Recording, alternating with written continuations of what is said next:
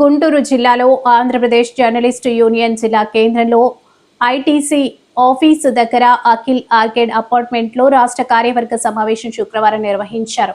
రాష్ట్ర Andhra Pradesh journalist union పాత కార్యవర్గ కాల పరిమితి పూర్తయిన సందర్భంగా తిరిగి రాష్ట్ర ఆంధ్రప్రదేశ్ జర్నలిస్టు యూనియన్ నూతన కార్యవర్గ సభ్యులను ఎన్నుకోవడం కోసం ఈ సమావేశం ఏర్పాటు చేయడం జరిగింది.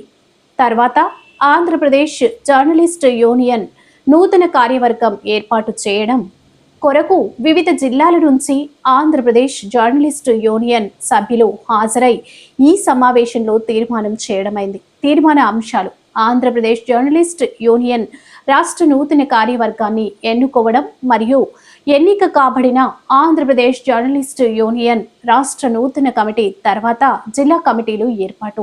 ఈ కార్యక్రమంలో శ్రీనివాస్, విజయ్, రంగన్న, ఖలీల్, సురేంద్రబాబు, బాలు, షేక్ సుభాను, ఆదినారాయణ, సాంబశివరావు, కృష్ణ మొదలగు వారు పాల్గొన్నారు.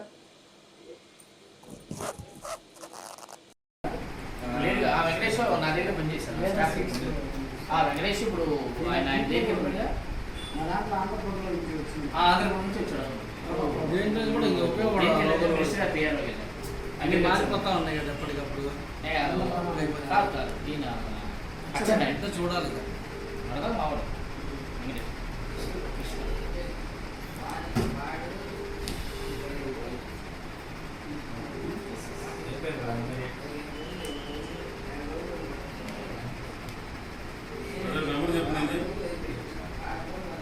కృష్ణ 9505333030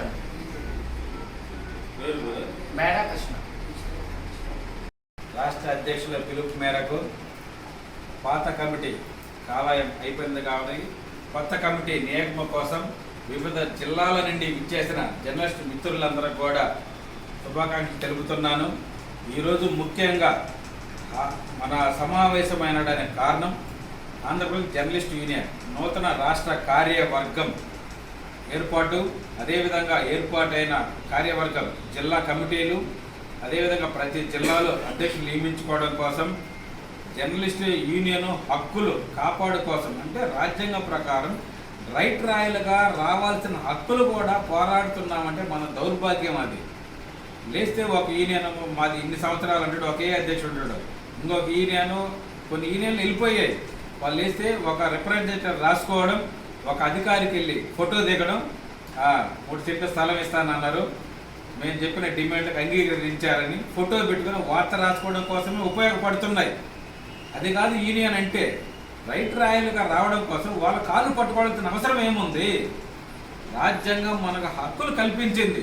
హక్కులకు పోరాడు కోసం నాయకులు కాళ్ళకు పట్టుకోవాల్సిన అవసరం ఏముంది? అందుకోసమే ఉద్భవించింది Andhra Pradesh journalist union.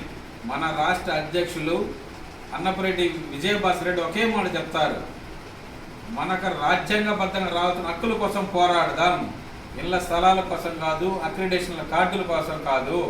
Accreditation card ఏంటండి? జర్నలిస్టు 4th ఎస్టేట్ ప్రకారం, ఇండియన్ కాన్స్టిట్యున్సీ 4th ఎస్టేట్ ప్రకారం ఒక గుర్తింపు కార్డు మాత్రమే అది ఉంటేనా. ఈరోజు అక్రిడేషన్ రావాలంటే INDPR ఏదైతే రెగ్యులేటరీ డెవలప్మెంట్ అథారిటీ ఉందో, పేపర్కి రావాలన్నా, ప్రింట్ మీడియాకి, ఎలక్ట్రానిక్ మీడియాకి లైసెన్స్ రావాలంటే కేంద్ర ప్రభుత్వం ఇవ్వాలి. ఆ లైసెన్స్ ఉండేవాడు విలేకరణ పెట్టుకొని ID కార్డు ఇస్తాడు. ఆ ID కార్డు ప్రకారం ప్రభుత్వానికి అన్నీ సమర్పిస్తేనే అతను అక్రిడేషన్ ఇస్తాడు. అంతేగాని ID కార్డు కదా ప్రామాణికం. అంటే ప్రతి ID కార్డు, ఏ పేపరు, ఏ టీవీ ఓనర్ అయితే భారత రాజ్యాంగం ప్రకారం, భారత ప్రభుత్వ రూల్ ప్రకారం, నియమ నిబంధనల ప్రకారం లైసెన్స్ పొంది ఉంటాడో అతనిచ్చే ID కార్డే ప్రాణాంకం. అంతేగాని అక్రిడేషన్ కాదు. అక్రిడేషన్ అనేది పేదవాడికి వైట్ కార్డు ఏ విధంగా ఇస్తారో ఆ విధంగా, అంటే కొన్ని ప్రభుత్వం నుంచి వచ్చే రాయితీలు కల్పించుకోవడం కోసం మాత్రమే నీకు అక్రిడేషన్, వైట్ కార్డు ఉన్నట్టు. దానికోసం మేము పోరాడాము. ఇదేంటి హక్కు అండి. దానికోసం రిప్రజెంట్ ఇచ్చేసాము. ఆ మంత్రి సానుకూలంగా స్పందించాడు. రేపు ఇళ్ల స్థలాలు ఇచ్చేస్తున్నారు, అక్రిడేషన్లు ఇచ్చేస్తున్నారు. తర్వాత వచ్చేసి నిజమైన జర్నలిస్టులకు ఇస్తారు. నిజమైన జర్నలిస్ట్ ఎవరు? ఎలా శాటిలైట్ ఛానల్లో పనిచేసి వాడు జీతం సాధించాలని జీతంతో పనిచేసి ఇది చేసి వాడు జర్నలిస్టా? స్వతంత్రంగా జర్నలిజం చదివి యూట్యూబ్ ఛానల్ పెట్టుకొని ప్రజాసేవ చేసిన కూడా జర్నలిస్ట్ కాదా? ఎలా నిర్ణయిస్తారు మీరు నిజమైన జర్నలిస్ట్ అని నాకు చెప్పమంటున్నా. ఈ ముందుండే యూనియన్లో కూడా అధికారులు కలిసి యూనియన్లో కానీ వాళ్ళందరినీ అడుగుతున్నా, నిజమైన జర్నలిస్టులు అంటారు, వాళ్ళకి న్యాయం చేయాలంటారు. నిజమైన జర్నలిస్ట్ అంటే ఎలా మీరు ఐడి కార్డు వేసారు? నేను నిజమైన జర్నలిస్ట్ అని మెల్ల ఐడి కార్డు వేసుకొని వస్తాడా? ఎలా నిర్ణయిస్తారు మీరు?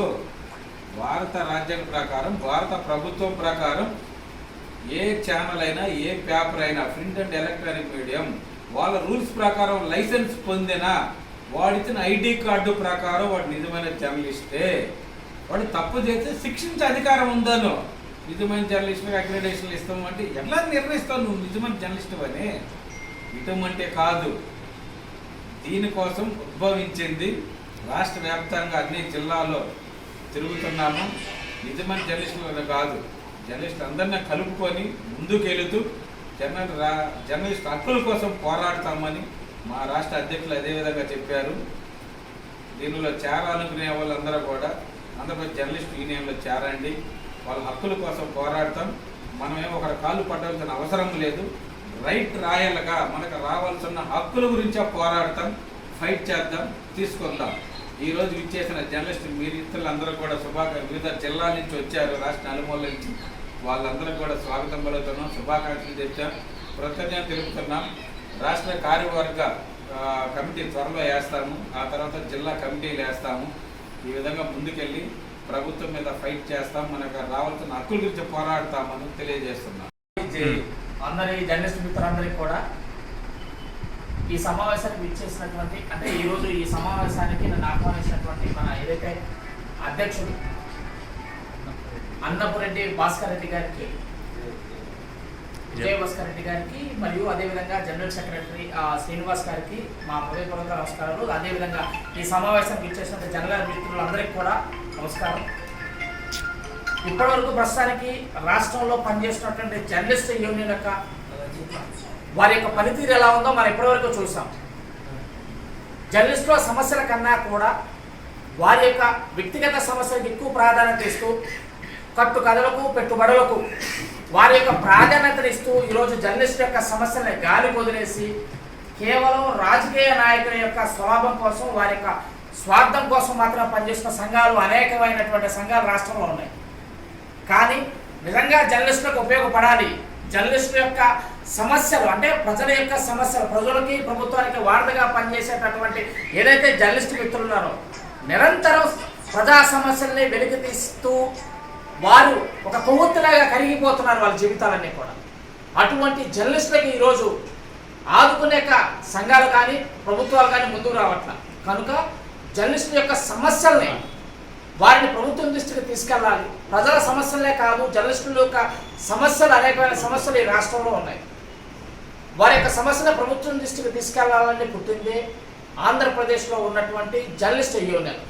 ఆ జర్నలిస్ట్ యూనియన్ను రాష్ట్రంలో జర్నలిస్టు కోసం నిజంగా పనిచేసే ఒక జర్నలిజం యూనియన్గా ఈరోజు పనిచేస్తుంది. అదేవిధంగా రాబోయే రోజుల్లో కూడా ఒక జర్నలిస్టు సమస్యలపై నిరంతరమైన పోరాటం చేయటానికి వారు నడుమించారు. కనుక అటువంటి సంఘం పిలుపు మేరకు ఈరోజు ఇక్కడికి వచ్చినందుకు చాలా ఆనందంగా అయితే నాకు అనిపిస్తుంది.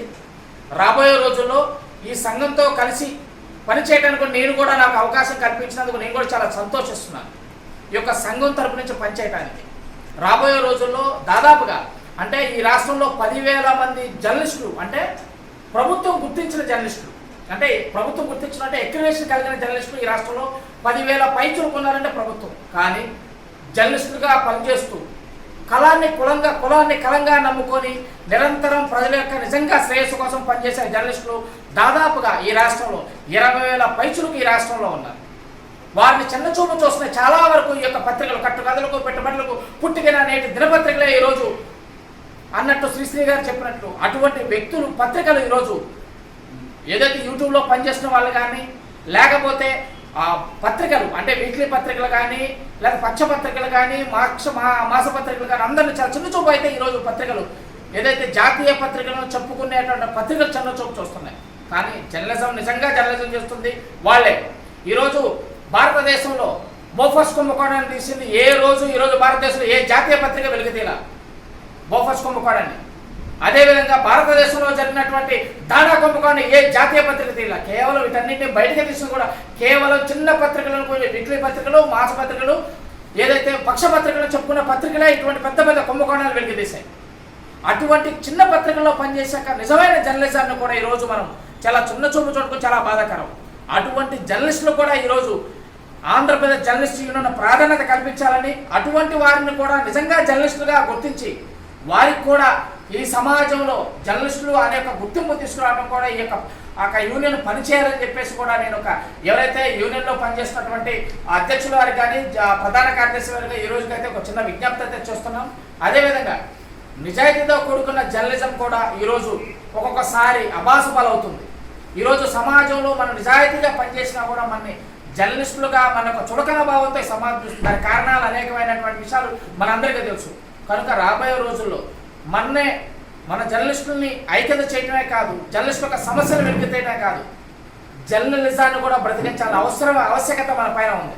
కనుక జర్నలిజాన్ని కూడా బతికిస్తూ మన యొక్క జర్నలిస్టుల యొక్క బాగోగులు, మన యొక్క జర్నలిస్టుల సంక్షేమం కోసం కూడా ఈ యొక్క AP jail Andhra Pradesh journalist union కూడా పనిచేస్తుందని చెప్పేసి ఈ యొక్క అవకాశం కల్పించినటువంటి మన శ్రీనివాస్ గారికి, అదేవిధంగా మనకి రాష్ట్ర అధ్యక్షుల వారికి కూడా కృతజ్ఞత తెలుపుకుంటూ సెలవు తీసుకుంటాం.